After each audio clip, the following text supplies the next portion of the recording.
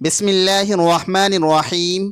ناظرین، جب کوئی انسان استغفر اللہ کہتا ہے تو اس کے جواب میں اللہ کیا فرماتے ہیں؟ استغفر اللہ پڑھتے وقت بندے کے ساتھ کیا ہوتا ہے؟ کہیں آپ یہ غلطی تو نہیں کرتے؟ حضرت محمد صلی اللہ علیہ وسلم نے فرمایا، فرمان مصطفیٰ صلی اللہ علیہ وسلم ہے، خدا کی قسم میں دن میں 70 سے زیادہ مرتبہ اللہ سے استغفار کرتا ہوں اور اس کی بارگاہ میں توبہ کرتا ہوں۔ بہت سارے لوگوں کی زبان پر استغفر اللہ کے الفاظ ہوا کرتے ہیں۔ کوئی غلط بات ہوئی تو انہوں نے استغفر اللہ پڑھا تو لوگ استغفر اللہ کہنے کے عادی ہو جاتے ہیں۔ استغفر اللہ کا مطلب ہے کہ اے اللہ تو ہمیں بخش دے۔ صرف استغفر اللہ کہہ دینے سے آپ کی توبہ قبول نہیں ہوتی، کیونکہ استغفر اللہ عام طور سے جو لوگ بولتے ہیں ان کی زبان پر رٹے ہوئے الفاظ ہیں، تو استغفر اللہ ان کی عادت ہے۔ تو عادت میں ہونے کی وجہ سے اگر کوئی انسان استغفر اللہ بول رہا ہے تو اس سے اس گناہوں کی بخشش نہیں ہوگی۔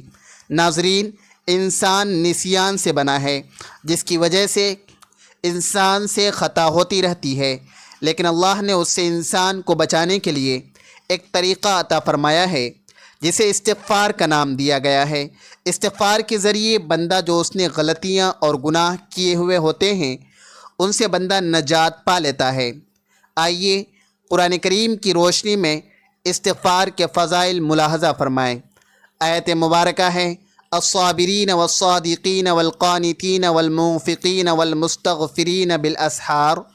ترجمہ، یہ لوگ صبر کرنے والے ہیں اور قول و عمل میں سچائی والے ہیں اور ادب و اطاعت میں جھکنے والے ہیں اور اللہ کی راہ میں خرچ کرنے والے ہیں اور رات کے پچھلے پہر اٹھ کر اللہ سے معافی مانگنے والے ہیں، اللہ کے سامنے گر گرانے والے ہیں۔ احادیث مبارکہ ہے، نمبر 1، لوہے کی طرح دلوں کا بھی ایک زنگ ہے اور اس کا پالش استغفار ہے۔ نمبر 2، خوشخبری ہے اس کے لیے جو اپنے نام اعمال میں استغفار کو کثرت سے لائے۔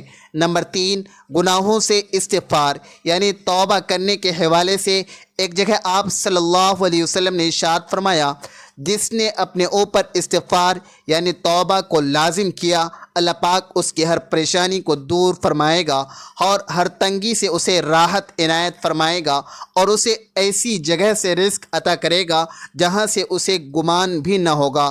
نمبر 4، شیطان نے بارگاہ الہی میں کہا، اے اللہ مجھے تیری عزت کی قسم میں تیرے بندوں کو جب تک ان کی روحیں ان کے جسموں میں باقی رہیں گی گمراہ کرتا رہوں گا۔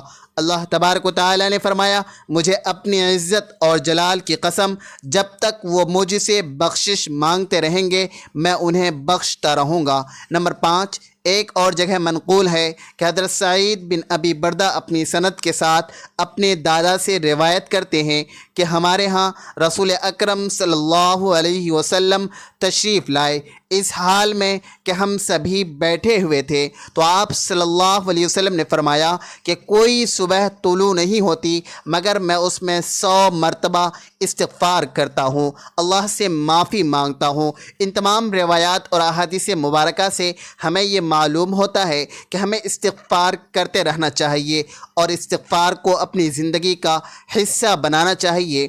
آپ صلی اللہ علیہ وسلم نے فرمایا، گناہوں پر شرمندہ ہونا توبہ ہے، اور جب کوئی انسان اللہ کی بارگاہ میں توبہ کرتا ہے تو اللہ تعالیٰ 7ویں آسمان سے پہلے آسمان پر آ کر ایک خاص نگاہ ڈالتا ہے، ایک توجہ فرماتا ہے اور بندے سے کہتا ہے، میرے بندے آؤ، میں کب سے تیرے انتظار میں تھا، لوٹ آؤ اپنے رب کی مرضی کی طرف، لوٹ آؤ اپنے رب کی مغفرت کی طرف، اپنے رب کی بخشش کی طرف۔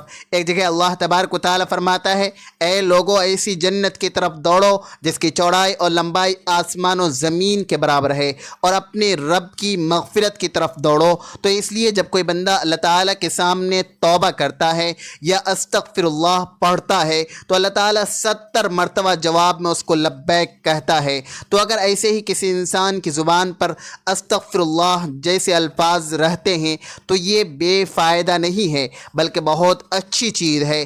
اور اگر انسان نے اس نیت سے استغفر اللہ پڑھا کہ اس نے جو گناہ کیے ہیں ان کی معافی مل جائے، تو اس کے تمام گناہوں کو اللہ تبارک و تعالی معاف فرما دے گا۔ جو استغفار کو لازم کر لے، اللہ پاک اس کی تمام مشکلوں میں آسانی، ہر غم سے آزادی اور اسے وہاں سے روزی دے گا جہاں سے اس کا وہم و گمان بھی نہ ہو، اس کا تصور بھی اسے نہ ہو۔ استغفار سے دلوں کا زنگ دور ہوتا ہے۔ جب بندہ اپنے گناہوں سے توبہ کرتا ہے تو اللہ کریم لکھنے والے فرشتوں کو اس کے گناہ بھلا دیتا ہے، اسی طرح اس کے اعضاء یعنی ہاتھ پاؤں کو بھی بھلا دیتا ہے اور زمین سے اس کے نشانات بھی مٹا ڈالتا ہے، یہاں تک کہ کل قیامت کے دن جب وہ اللہ پاک سے ملے گا تو اللہ تبارک و تعالی کی طرف سے اس کے گناہ پر کوئی گواہ نہ ہوگا۔ حضرت سیدنا حسن بصری رحمۃ اللہ علیہ کے پاس ایک شخص آیا اور اس نے خشک سالی کی شکایت کی۔ آپ رحمۃ اللہ علیہ نے اسے استغفار کرنے کا حکم دیا۔ دوسرا شخص آیا، اس نے تنگ دستی کی شکایت کی تو اسے بھی یہی حکم فرمایا۔ پھر تیسرا شخص آیا، اس نے اولاد نہ ہونے کی شکایت کی تو حضرت حسن بصری رحمۃ اللہ علیہ نے اس سے بھی یہی فرمایا۔ پھر چوتھا شخص آیا، اس نے اپنی زمین کی پیداوار کم ہونے کی شکایت کی تو اس سے بھی یہی فرمایا۔ حضرت ربیع بن صبیح رحمۃ اللہ علیہ وہاں حاضر تھے۔ انہوں نے عرض کیا، حضرت آپ کے پاس چند لوگ آئے اور انہوں نے مختلف حاجتیں پیش کی، آپ نے سب کو ایک ہی جواب دیا کہ استغفار کرو۔ تو آپ رحمۃ اللہ علیہ نے یعنی حضرت حسن بصری رحمۃ اللہ علیہ نے ان کے سامنے یہ آیات پڑھی جن میں استغفار کو بارش، مال، اولاد اور باغات کے عطا ہونے کا سبب فرمایا گیا ہے۔ آیت قرآنی کا ترجمہ ہے، تو میں نے کہا اپنے رب سے معافی مانگو، بے شک وہ بڑا معاف فرمانے والا ہے، تم پر موسلا دھار بارش بھیجے گا اور مال اور بیٹوں سے تمہاری مدد کرے گا اور تمہارے لیے باغ بنا دے گا اور تمہارے لیے نہریں بنائے گا۔ بندہ جب کسی گناہ کو اللہ تعالیٰ کی نافرمانی جان کر اس کے کرنے پر شرمندہ ہوتے ہوئے رب سے معافی مانگے، اللہ تبارک و تعالیٰ سے توبہ کرے اور آئندہ کے لیے اس گناہ سے بچنے کا پکا ارادہ کرے اور اس گناہ کی تلافی کے لیے کوشش کرے، مثلا نماز قضا کی تھی تو اب ادا بھی کرے، چوری کی تھی یا رشوت لی تھی تو بعد توبہ وہ مال اصل مالک یا اس کے ورثہ کو واپس کرے یا معاف کروا لے، اور اگر اصل مالک یا ورثہ نہ ملیں تو ان کی طرف سے راہ خدا میں اس نیت سے صدقہ کر دے کہ وہ لوگ جب ملیں گے اور صدقہ کرنے پر راضی نہ ہوئے تو اپنے پاس سے انہیں میں واپس دے دوں گا۔ توبہ و استغفار کی تمام تر اہمیت و فضائل کے باوجود بعض بد نصیب نفس و شیطان کے بہکاوے میں آ کر توبہ و استغفار کرنے میں ٹال مٹول سے کام لیتے ہیں۔ توبہ کا موقع ملنا بھی اللہ تبارک و تعالیٰ کی طرف سے بہت بڑی سعادت کی بات ہے۔ بہت سے لوگوں کو توبہ کا موقع بھی نہیں ملتا اور وہ بغیر توبہ کیے ہوئے اس دار فانی سے چلے جاتے ہیں۔ موت کا کوئی بھروسہ نہیں ہے، اس لیے ہمیں بھی بکثرت توبہ و استغفار کرتے رہنا چاہیے۔ قرآن مجید میں ارشاد باری تعالیٰ ہے، اللہ تبارک و تعالیٰ استغفار کرنے والوں پر رحم کی بارش کرتا ہے اور ان کی طاقت میں اضافہ فرماتا ہے۔ اللہ رب العزت قرآن مجید میں ایک جگہ فرماتے ہیں کہ اور میں نوح علیہ السلام یعنی اپنی قوم سے کہا، اپنے رب سے اپنے گناہ بخشواؤ اور معافی مانگو، وہ یقیناً بڑا بخشنے والا ہے۔ وہ تم پر آسمان کو خوب برستا ہوا چھوڑ دے گا اور تمہیں خوب پے در پہ مال اولاد میں ترقی دے گا اور تمہیں باغات دے گا اور اللہ تبارک و تعالیٰ تمہارے لیے نہریں نکال دے گا۔ استغفار اللہ تبارک و تعالیٰ کی خوشنودی کا سب سے بڑا ذریعہ ہے۔ ایک حدیث مبارکہ ہے کہ اللہ تبارک و تعالیٰ توبہ کرنے والے بندے سے اس شخص سے بھی زیادہ خوش ہوتے ہیں جس نے اپنا گم شدہ اونٹ پا لیا ہو۔ ہم لوگوں کو ہر وقت استغفر اللہ کہنے کی عادت ڈالنی چاہیے۔ اس کے علاوہ ہمیں چاہیے کہ ہم ہر وقت اللہ کا ذکر کریں، استغفار ہماری زبان پر ہو۔ اللہ کی یاد سب سے بڑی چیز ہے۔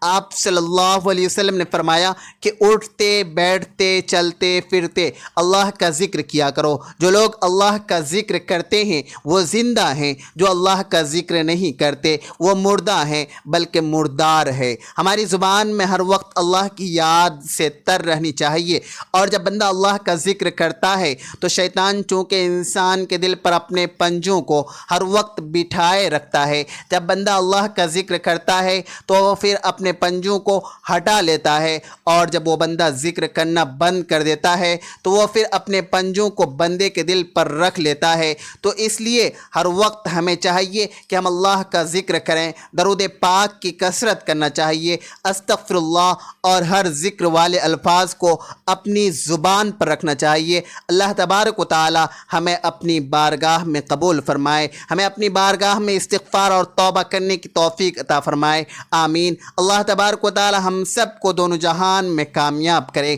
اور ہم سب کا خاتمہ ایمان پر فرمائے، آمین۔ ناظرین، کمنٹ باکس میں اللہ تعالیٰ کے 99 ناموں میں سے ایک نام ضرور ٹائپ کریں۔ ویڈیو اچھی لگے تو ویڈیو کو لائک کریں، شیئر کریں، چینل کو سبسکرائب کریں۔ اگلی ویڈیو تک کے لیے اجازت دیجیے، خدا حافظ۔